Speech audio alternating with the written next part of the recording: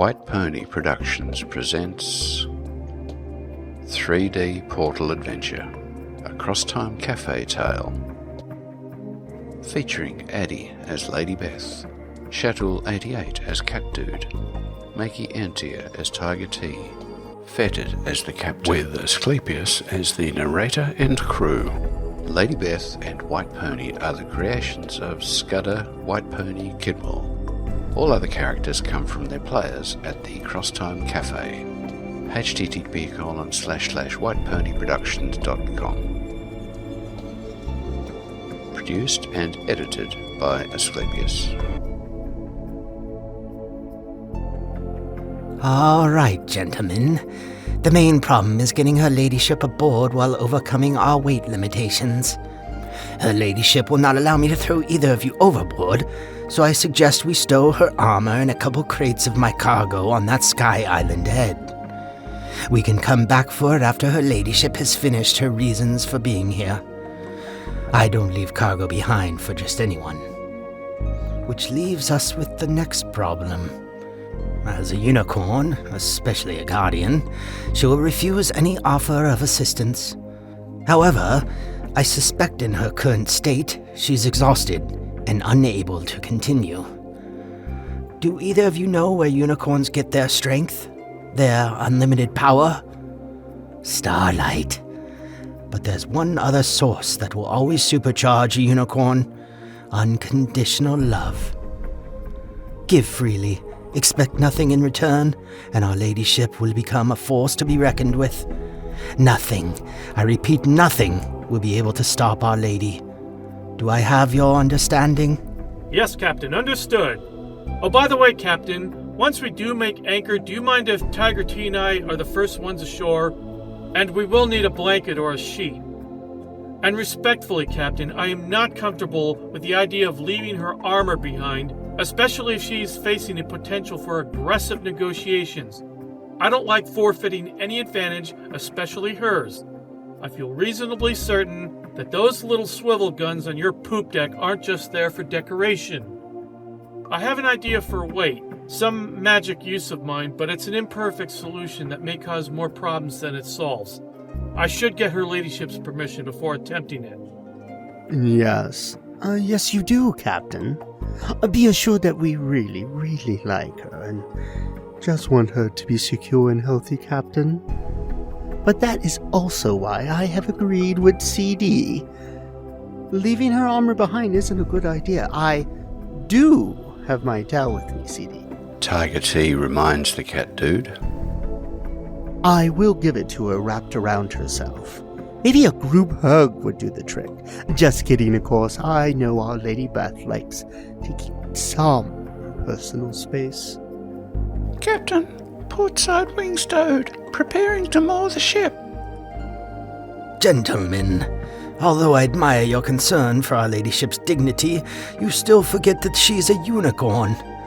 If someone is starving, do you cover their mouth with a sheet because their teeth offend you? Clothing on a unicorn is certain death. I think I see what you're trying to tell us. Right. In this case, no towel. Understood, Captain. No blanket or sheet. I'm still taking her water, though. I bring some food, but I understand she needs another type of energy to recover. As the ship's crew brings the ship to anchor, the Cat Dude fetches a pair of his water bottles. Upon his return to the main deck, he stands to the portside rail to see where Beth is. He then concentrates strongly. My lady, T and I will be there soon enough. Rest yourself. Recover your strength. We've offloaded 3 crates, 1 barrel, and your armor, my lady. It's safe for you to board for the rest of the journey. Where are you? Up here, Captain. That's a lot of weight you've unloaded. Captain, again, I must protest. I don't like the idea of leaving Our Lady's armor behind. Unicorns are powerful entities, but they are not bulletproof. Much as I wish it, they are not invincible. The scream of a unicorn in the throes of death is something one never forgets. Our Lady is keeping her armor, So to that end... The cat dude procures 3 boxes. Now then, Captain, these 3 boxes are half the ammo for my pulse rifle, and this box is half the grenades for the launcher. Please arrange for your crew to put them out with your cargo and retrieve Our Lady's armor. I'm going now to see to Lady Beth's needs. Before he begins his climb, the cat dude turns back to the captain. Oh, and Captain, to answer your example of a starving person, the problem is not that her teeth are offensive, but that they are attractive, possibly to the point of excitement and therefore distraction. I can make any oath to behave myself, but I'm still a male with all the foibles, passions, and temptations. After all, this isn't just any woman. The cat dude begins his climb up to Lady Beth alongside Tiger T. One thing doesn't make sense. I understand clothing will hamper a unicorn's ability to absorb starlight energy, but emotional energy as well? Of all the realms under my guardianship, this one has always been my favorite. It's so beautiful. My lady, I'm coming up to your position. I'm bringing water. It is beautiful, my lady. Incredibly so. And why not, considering who is the guardian? Good to see you've been able to rest up a bit. Oh, thank you, CD. And not just for the water. You are most welcome, my lady. Judging from my returning strength, I assume the little fuzzball revealed one of the secrets of the unicorn's source of power.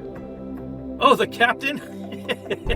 Yes, he has been quite the chatterbox. Please, cut him some slack, Lady Beth. He's just as concerned for your well-being as we are. Oh, that's just the nature of ship captains in general. Thank you too, T. Oh, I'm aware of everyone's true feelings. Did the little fuzzball also tell you that unicorns can see into your very soul? That's why I knew I could trust the both of you to watch my back. Trust is very important to me. You flatter us, Lady Beth. You honor us most graciously, Lady Bethelyn. Thank you. Tiger T touches his left paw to his heart and bows his head, smiling. Let's head back to the ship. We still have a long trip ahead of us. Yes, let us do that. Let us proceed. I could always fly down. I know it wasn't easy for either of you to climb up here. I think it would be fair of me to join you both on the way down. Huh. It was always on the way back down that I realized just how steep the climb path was. Do you have a good grip with your hooves? It may be more safe for you to just glide down ahead and wait the few minutes we'll take to get back to the ship. I have no objection to you flying down, my lady. Though if I remember correctly, it does cost you some energy to materialize the wings. Rest assured, my lady, this was hardly the most difficult climb for me. I'm glad you brought up flying, my lady. That's something I wanted to discuss with you.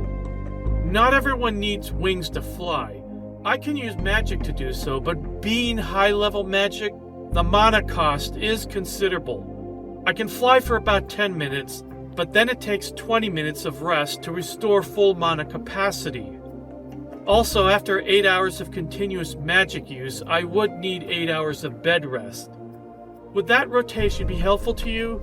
I'm sorry I didn't bring this up sooner. By the time I thought of it, we were underway with procedures established by the captain. In any case, I at least arranged to have the fly spell ready in case of an emergency. Either way, I'm ready to proceed as you wish. This island responds to people in some way. My experience is that it tries to give one what they focus on. Thus, I got a good view of the surrounding area, and you were easily able to get up here to me. Right now, you, Tiger T, got a good climb. Right now, though, we need to get down to the ship, and fast. Just focus on that, and you should be able to return there without much problem. Let's go. Before the trio can begin, Lady Beth suddenly stops and whirls around. The cats follow. Off in the distance, they all can see a tiny but definite ball of light glowing with a baleful red glow that makes them all uncomfortable, as it wasn't there a moment earlier. And so it begins. Now that is strange. Where'd this strange light come from? Is it growing? Guys, we might have a slight problem here.